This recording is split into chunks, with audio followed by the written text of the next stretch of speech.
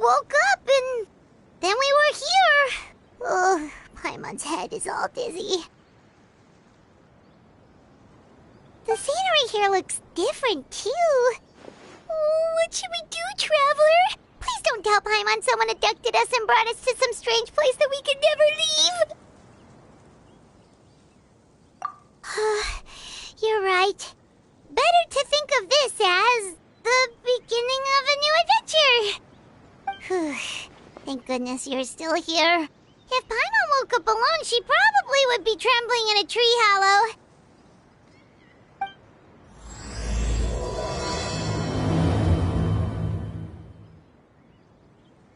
Let's follow this path for now. We might be able to meet someone and figure out what this place is all about.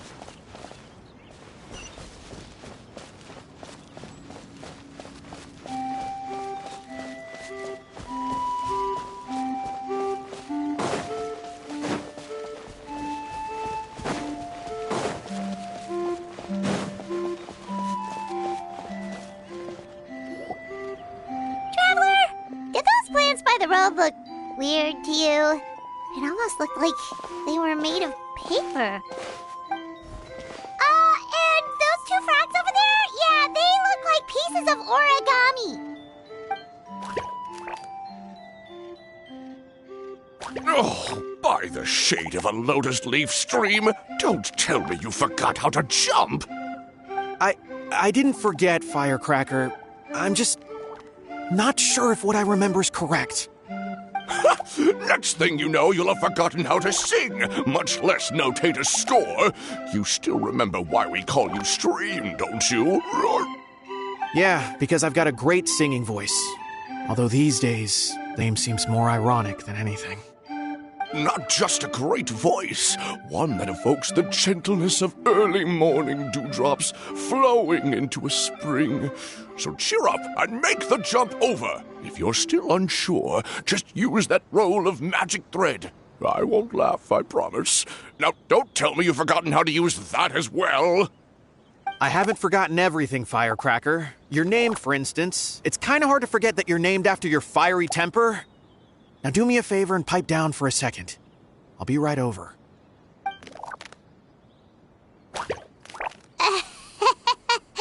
You saw that too, right? Paimon's not seeing things, is she? This place is getting more confusing by the second. Anyway, why don't we go after those two frogs? They didn't look evil or anything. Plus, they might be able to help us out.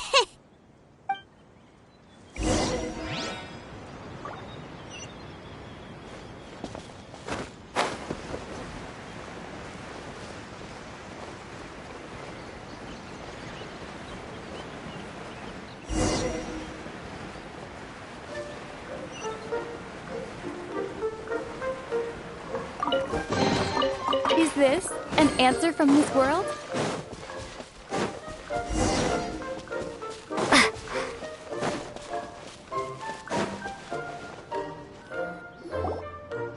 Guess we're not catching up to those frogs. They were so fast. Paimon couldn't even tell where they hopped off to in the end. Excuse me, honored travelers. Did you come from the Cliff of Prophecy, perchance? The chubby paper hamster just talked. Chubby? Who are you calling chubby? Just got a slightly thicker layer of paper on me, that's all. Allow me to introduce myself.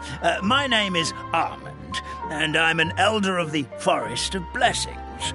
I've been waiting here for the hero of prophecy to arrive. Traveler, could you pinch Paimon just to make sure she's not still dreaming? Pinching, you say? Well, I can help with that. Although you'll have to get a little closer. My arms are rather short. That's all right. We just need a minute to collect ourselves. Okay, let's think things through. We know for sure this isn't the world we're familiar with. The talking paper animals and all the paper trees and plants make that pretty clear. The hero from another world, supported by their companions, shall restore peace to the world. That is what the prophecy says. Dearie me, I completely forgot to introduce you to this world, didn't I? And here I am, getting all excited by the arrival of the hero. You'll have to excuse me. This old brain isn't what it once was, all shell and no nut. Oh well, perhaps my once glossy paper has faded past the point of no return. It's okay, really. You can just tell us all about this world now. Let me think. Where should I even begin? Pretty much forgotten everything that happened in the past. Right. I believe the story circulating along the pulp of this forest goes as follows. A long, long time ago, 3 goddesses created this world and named it Simulanka. The goddess of creation, who presides over matter and magic, created the mountains and rivers and gave us life. Her powers also paved the way for Simulanka to exist in numerous worlds. After the goddess of creation came the goddess of prophecy, with dominion over the stars and the course of fate itself. She induced the sky to spin and the earth to move. Even to this day, her statue still stands tall at the highest point of Constellation Metropole.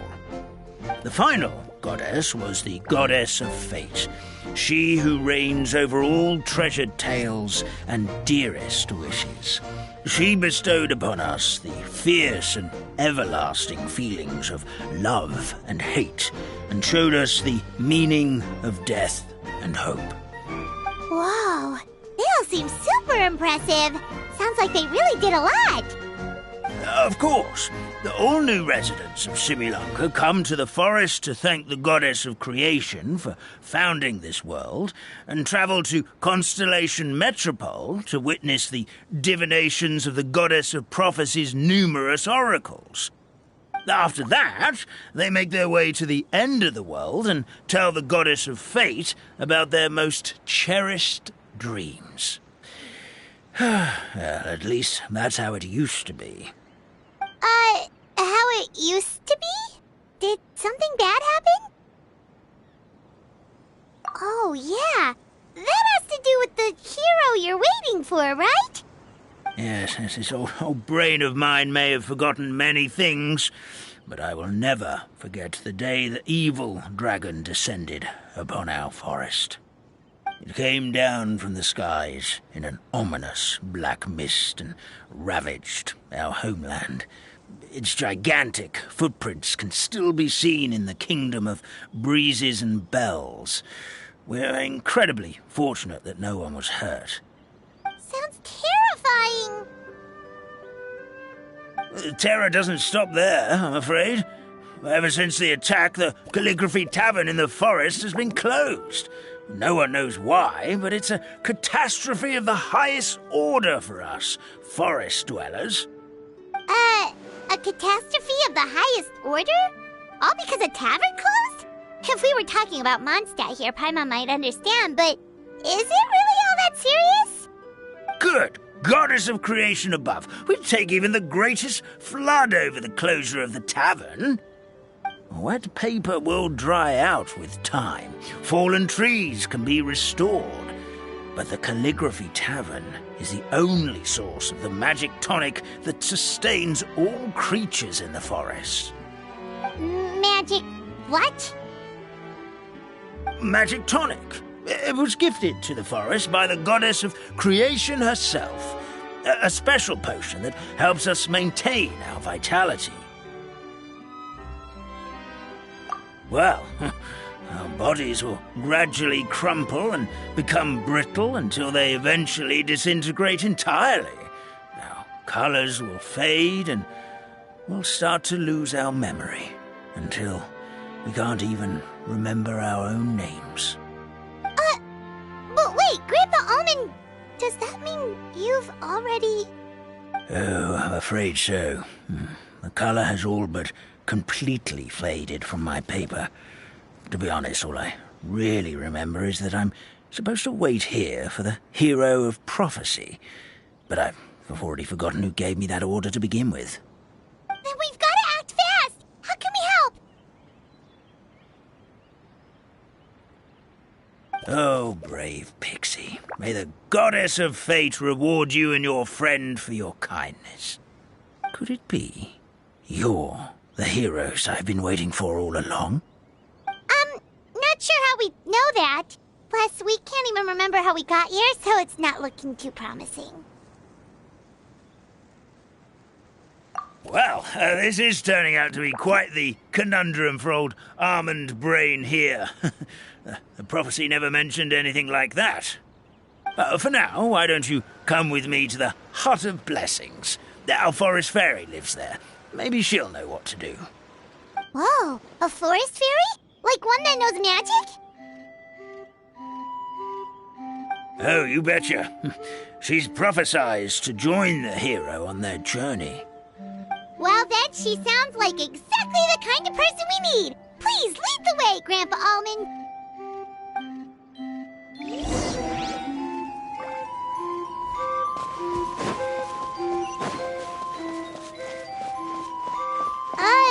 That meadow over there looks pretty strange. That's what the Calligraphy Tavern looks like. Now it's lost all of its color.